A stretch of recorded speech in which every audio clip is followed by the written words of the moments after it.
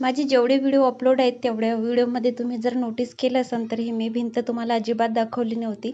कारण ती इतकी जास्त खराब होऊन होती ना, की खूप जास्त. त्याला मी पेपर वगैरे लावायची, परंतु ते पेपर पण खूप लवकर खराब व्हायचे आणि अर्धं पॅकेट घरामध्येच होतं पिंक कलरचं आणलेलं. तर यांना खूप वेळा रिक्वेस्ट केली, तेव्हा ते एकवटं राजी झालेत आणि त्यांना मग ती लावून दिला. तर आता छान वाटत आहे. तर त्याच्या अगोदर आता यांना चहा वगैरे बनवून दिला आणि मग म्हटलं कलर लावून द्या म्हणून. बघा किती जास्त खराब होऊन होती ही खिडकी आणि ते खूप जास्त खराब झाल्या होत्या. तर आमची बदली होत राहते त्याच्यामुळं यांनी काही लक्ष दिलं नाही. तर राहू दे म्हणले, आपल्याला कुठं इथं नेहमीच कायमचंच राहायचं. आपली बदली वगैरे झाली की आपल्याला इकडनं जायचं आहे.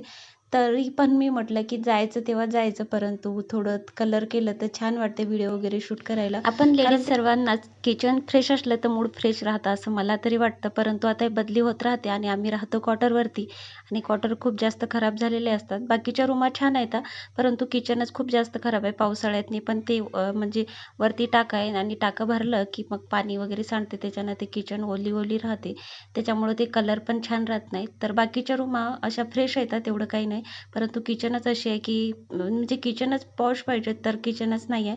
तर चहा वगैरे मी परत ठेवला होता. म्हणजे आधी चहा ठेवला तर मग बाईच्या पप्पाचे फ्रेंड आले होते, तर मग त्यांनी चहा वगैरे त्यांना दिला आणि परत चहा ठेवला आणि मग आम्ही इथं मी चहा ब्रेड घेतला आणि तोपर्यंत मी चहा करेपर्यंत बाईनं असं काम करून ठेवलं.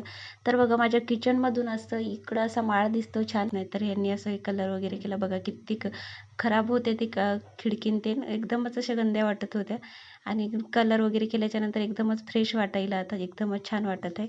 तर माझे आता सर्व कामं वगैरे राहिले आणि खूप वेळ झाला होता यांना. म्हणजे संध्याकाळी 3-3:30च्या नंतर यांनी सुरुवात केली पूर्ण क्लीन करायला आणि कलर करायला. आता हे सर्व कलर वगैरे करून झाल्याच्या नंतर स्वयंपाकाला मला भरपूर वेळ झाला होता. सर्व क्लीन करून घेतलं, छगडे वगैरे घासून सर्व पुसून कोरडं होईपर्यंत थांबले आणि नंतर मग आता स्वयंपाक बनवते. तर चला भेटूयात आपण आता नेक्स्ट व्हिडिओमध्ये. बाय.